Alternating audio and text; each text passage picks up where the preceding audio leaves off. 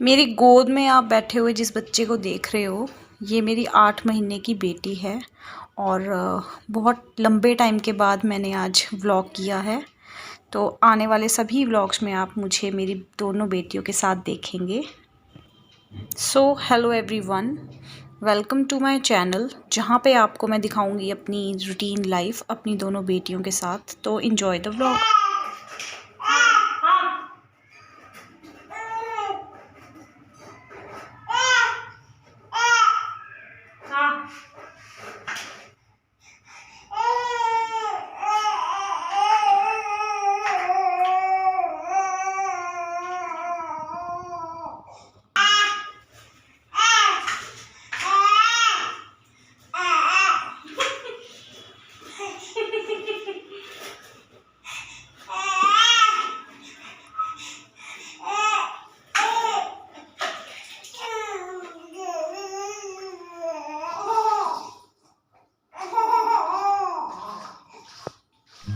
वैसे मेरी इस बेटी का नाम याना है और दिशु को तो आप ऑलरेडी जानते ही हो।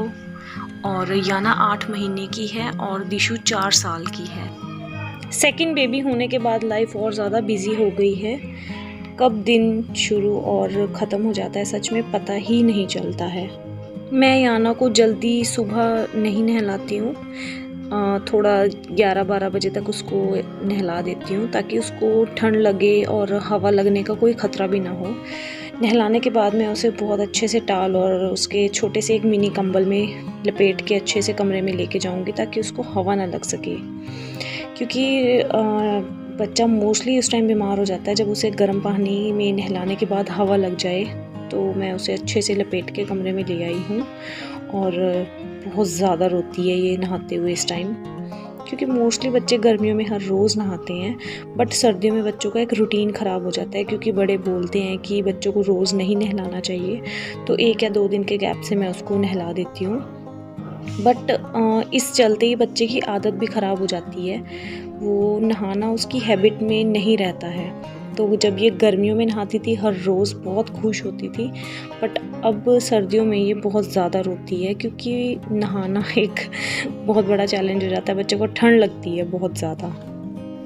नहलाने के बाद कपड़े पहनाना और भी ज़्यादा चैलेंजिंग है, क्योंकि ये सिर्फ इतना चाहती है कि नहलाने के बाद मैं इसको बस अपने से चिपका के रखूं, क्योंकि इसे ठंड बहुत ज़्यादा लग रही है।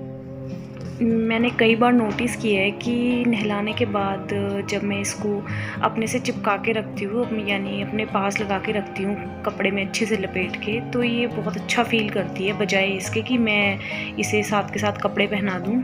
तो बस ये इतना ही चाह रही है कि मैं इसको अपने साथ लगा लूँ, अपने से गले लगा के रखूँ ताकि इसको अच्छा लगे और इसको ठंड ना लगे। और कपड़े इसके ऑल डन हो चुके हैं, बट बहुत ज़्यादा आनाकानी कर रही है, ये बहुत ज़्यादा रो रही थी आज तो। और वैसे भी मैं नहलाने के बाद बच्चों को शहद देना ज़्यादा प्रेफर करती हूँ, क्योंकि शहद देना एक अच्छी चीज़ है। अगर कुछ भी गंदगी चली गई हो बच्चे में नहाने के टाइम पे स्पेशली, तो वो शहद के थ्रू बच्चे के अंदर नहीं रहती है, वो पास आउट हो जाती है वहाँ से। तो जैसा मुझे मेरी मदर इन लॉ ने सिखाया है मैं वैसा ही करती हूँ। और न्यू बॉर्न बेबी के लिए तो शहद देना और भी ज़्यादा अच्छा है। नहलाने के तुरंत बाद उसे शहद चटा दिया जाए तो बहुत ज़्यादा सही रहता है।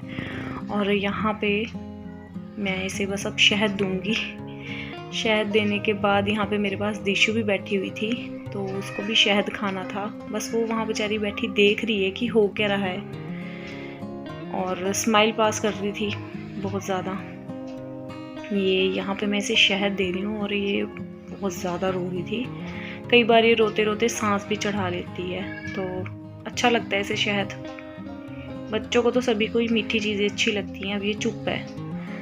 ये आई यहाँ दिशु भी, और साथ ही जो हमारा कैमरामैन है प्रिया, उसको भी और शहद देने के बाद मैंने इसे फीड करवाया और साथ ही ये सो गई।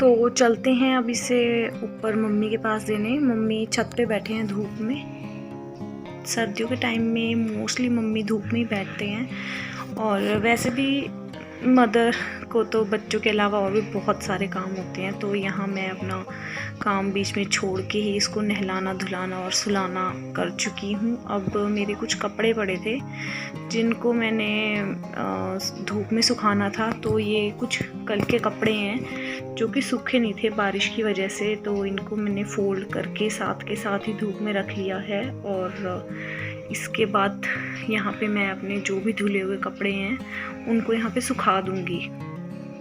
मैं मोस्टली यही करती हूँ कि जिस टाइम पे मेरे कपड़े सूख जाते हैं तो मैं ऊपर छत पे ही साथ के साथ उनको फोल्ड लगा लेती हूँ, क्योंकि नीचे आने के बाद एक आलस आ जाता है, और यहाँ पे ही साथ के साथ कर लो तो ज़्यादा बेटर फील होता है, और सिर्फ काम अलमारियों में रखने का रह जाता है। तो यहाँ पे मैं कपड़ों की अच्छे से तह लगा के अब जो भी कपड़े लिए हुए थे बाल्टी में उनको सुखा लूँगी।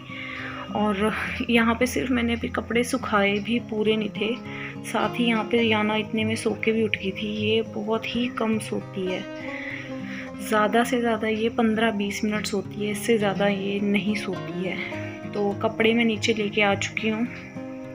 सभी कपड़े मैंने फोल्ड ऊपर ही लगा लिए थे। तो ये इससे होता क्या है कि काम बहुत ज़्यादा इजी हो जाता है। कपड़े पड़े थे, नीचे आने के बाद अगर उनको फोल्ड लगाओ तो ज़्यादा बढ़ जाता है। तो यहाँ मेरा ये काम घट गया है। और वैसे भी छोटे बच्चे के साथ तो ये रहता है कि कम से कम टाइम में ज़्यादा से ज़्यादा काम निपट जाए। और ये एक पॉली बैग लगाया हुआ है मैंने याना की ब्लूमर्स का। इसकी जो पजामियाँ हैं सर्दी की, उसे मैं इस पॉली बैग में धो के साथ रख देती हूँ और दरवाजे के पीछे हैंग कर देती हूँ, ताकि मेरे अलावा कोई भी अगर ब्लूमर लेना चाह रहा है तो यहाँ से उठाए और डाल दे। साथ के साथ सभी काम होते रहें तो बहुत ज़्यादा सही रहता है, नहीं तो एक हेक्टिक सा बन जाता है, क्योंकि छोटे से बच्चे को संभालना भी एक बहुत बड़ा टास्क है, और काम तो है ही टास्क।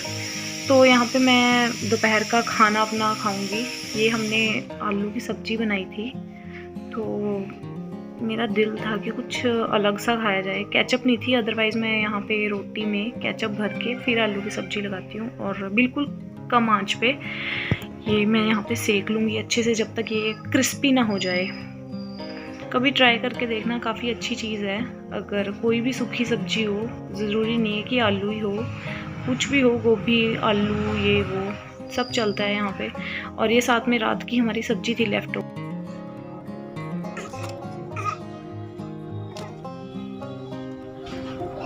हाँ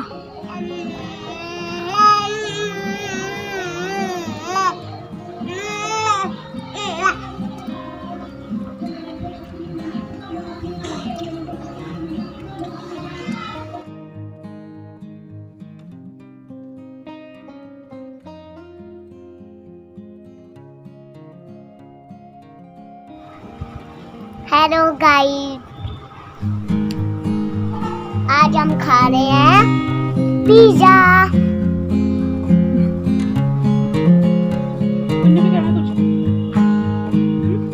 लो तुम भी खा लो।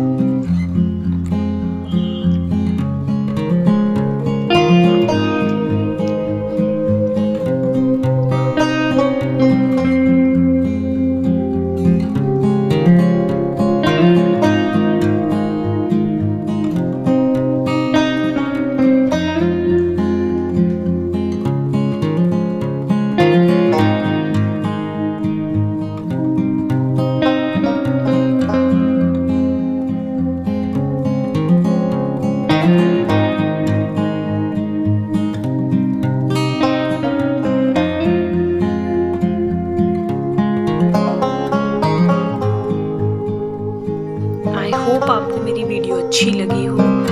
आगे आने वाले टाइम में आप मेरी वीडियोस देखना चाहते हो और मुझसे जुड़ना चाहते हो तो मेरे चैनल को सब्सक्राइब कीजिए